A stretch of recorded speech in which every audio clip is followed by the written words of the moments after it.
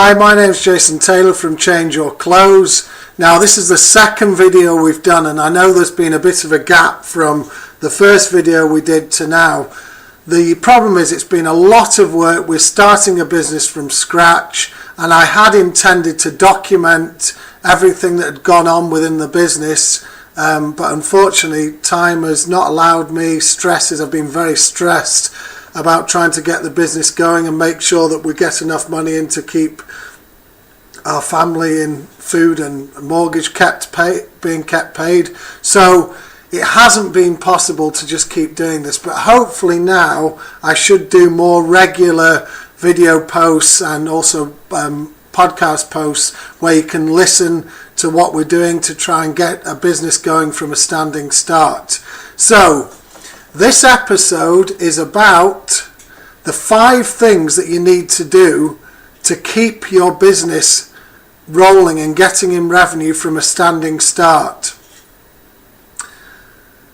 Point 1, so 1 of 5 is spend an hour every day speaking to people about your business. Now, I know some people are going to say, look, I'm not a salesperson, I don't want to do this, it sounds like a nightmare. I agree, it does sound like a nightmare, but actually it's not that bad once you start to get into that habit and once you start to form that process every day. Now, when I say spend an hour, it doesn't necessarily mean that you have to speak to someone. You can email someone, you can send them a brochure over through the post, but mainly I find the best way is to initially engage them via the telephone. Well, that's me personally. I found it difficult because it was outside of my comfort zone, but I think if you speak to someone who potentially might want your product or service, or speak to someone within the industry that you're working in who's a key influencer, or just ask them some questions, say, look, we're working on this, what do you think about it? Do you think we're doing it right? Do you think we're doing it wrong? You'll be quite surprised. Human nature, most human beings want to help other human beings, and I know they're all busy, and we're all busy, but you will find that a lot of people will put some time aside to help people if you ask the right questions and they're not completely imbecilic or like saying, hi, can you start my business for me? It has to be pertinent, relevant, and obviously something that shows you've done some research and you're actually interested in the market that you're working in. So that's one thing. What you could also do, it depends whether it's a service that's sold on the internet, so obviously you're global or national, or whether it's a local service. Either way, you can go through people that you think will be attracted to your product and service in the telephone directory, or look them up online and then start calling them one by one.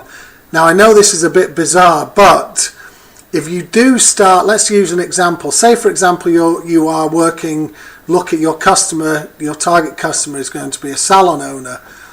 If this was me, I would get the list of salon owners. I would then work from the back, so I wouldn't start from the A's, I would start from the Z's, because quite often all the A's have been cold called, probably up to about M, when people have just given up and they've had so much abuse. So they're used to being called, but the Z's aren't quite as used to being called, and you work backwards up the alphabet that way. And just say, look, we're developing this, or we have a service that could be of interest to your business. You know, I'm not asking you to buy anything, but can I send you something and you just give me some feedback on it? You might find that the best way of selling is actually not selling but asking for advice. And quite often doing that process, people say, oh, I'm really interested in that. What are you selling it for? And that's how a non-salesperson turns into a salesperson. So that's the point. The first point of the 5 points is engage with people every day that your business is open. If you don't engage with people, people don't know about you, they don't know what you're up to, they're not clairvoyant. They won't suddenly go, oh, I'll call Jason Taylor and find out what he's doing. They need to be told about these things. So please don't think it's some sort of abuse calling people. As long as you are speaking to them intelligently and relevantly to their business, they will be happy to receive your call, or most people will. So that is a real key point. That's one of them.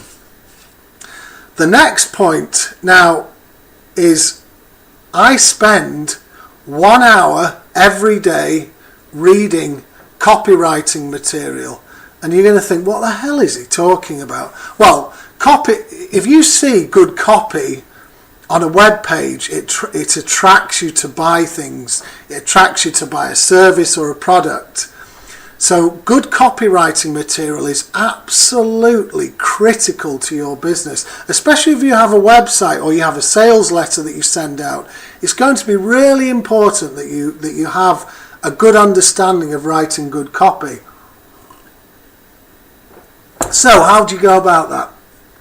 Well, there's a well-known copywriter called Gary Halbert who wrote loads and loads of copy day in, day out.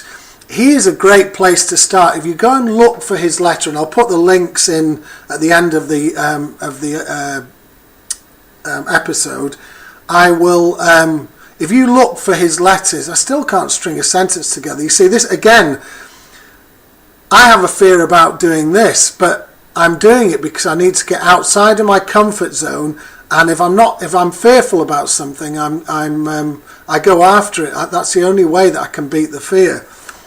So anyway, going back to what I was saying, Gary Halbert, copy. If you read his copy, and you can search it up on the internet, by reading and then actually writing it out, writing some of that copy out, it has a strange process of embedding it in your head and making you learn about these things. And the more you do this, the more you will find it natural to write copy and make copy that attracts people into your business.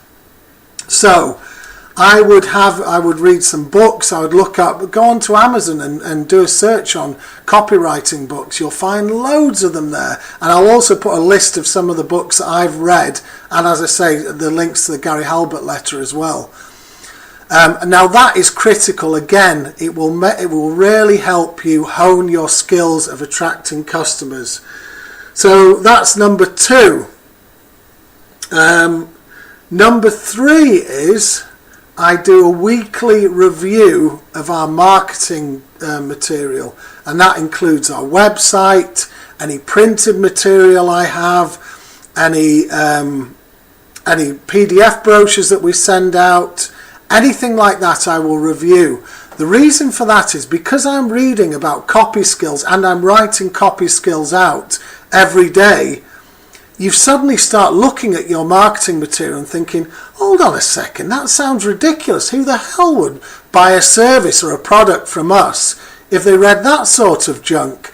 And I've found that the more you read this, the more you think, oh right, I need to change that and I need to do this.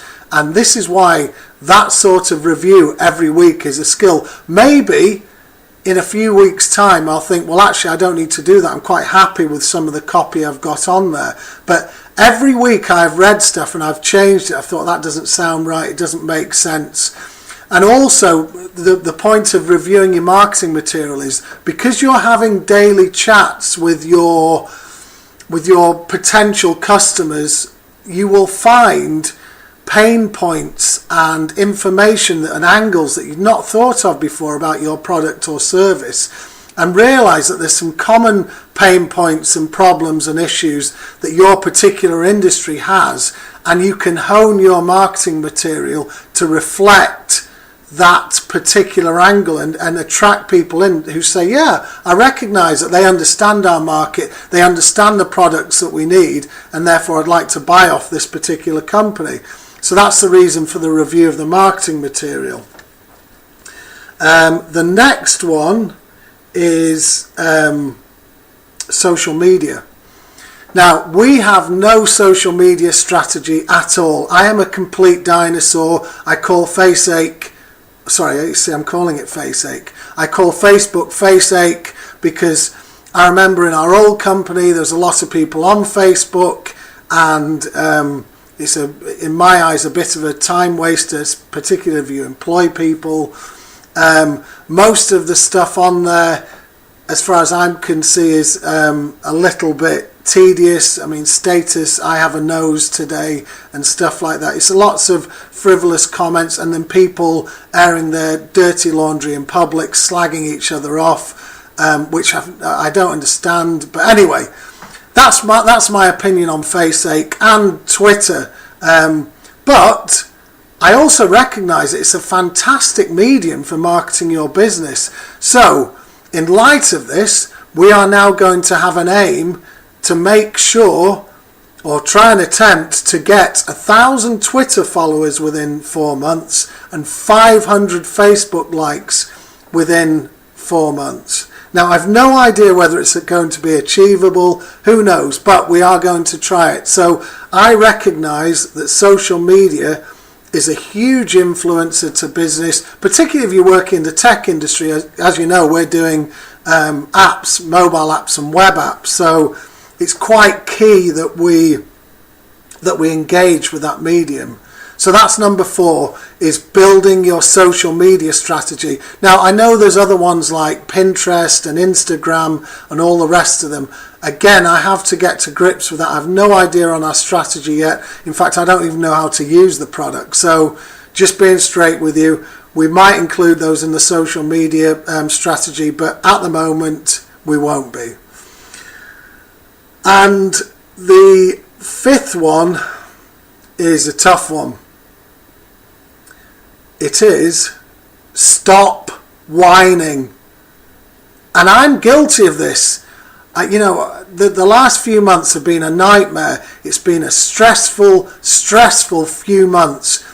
And I've tried not to let it show outside of the family and outside of the business. But unfortunately, that means that the family take the brunt of the stresses and me being grumpy, complaining, stressed. And the reason why is because there's pressure on you. There's pressure on you to get revenue. There's pressure on you to make sure that you get your mortgage paid, to make sure that you do have food on the table. And it's a real hassle running your own business. There's hassle every day. Things are never going to be easy. But if you put your energy into complaining and whining about things, then that's going to distract or take energy away from what you could be putting into attracting people into your business and talking to potential customers and getting people in. And I know that sounds a bit strange, the 5th one, stop whining, but try it. Honestly, it does work. And just with that whining, have that positive outlook, and things do change. That your demeanour can affect people's decisions, and you might think actually it's not really that obvious, but subconsciously, if you feel like that, it can affect people consciously. So anyway, that's my 5 tips for getting your business rolling from a standing start. And so just to recap one more time, speak to your orchestra, your industry for 1 hour every day, whether it's a customer, an influencer, someone that you know could possibly help you or even be your customer. You'll be surprised what comes out of some of those conversations. In fact, engage in forums and all the stuff that's within your industry. And if you think, as your knowledge grows about your industry, that you can help someone, become a helper on one of those forums. That's a great way to get people to say, look, that guy's or that girl's a real giver in terms of information. Let's go to them when we've got a problem.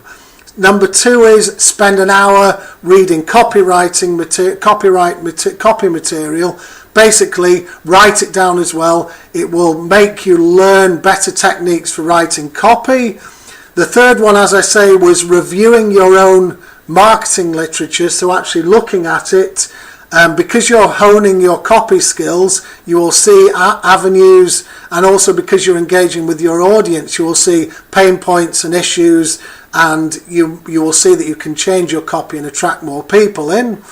The 4th one is social media. It can't be ignored. You're going to have to start trying to engage in it and start at least a Twitter and a Facebook account and start engaging with your customer, your market.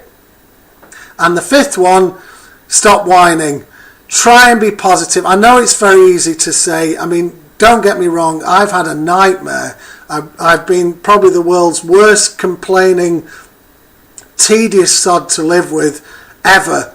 Luckily my wife and kids have put up with me, but it has been tough.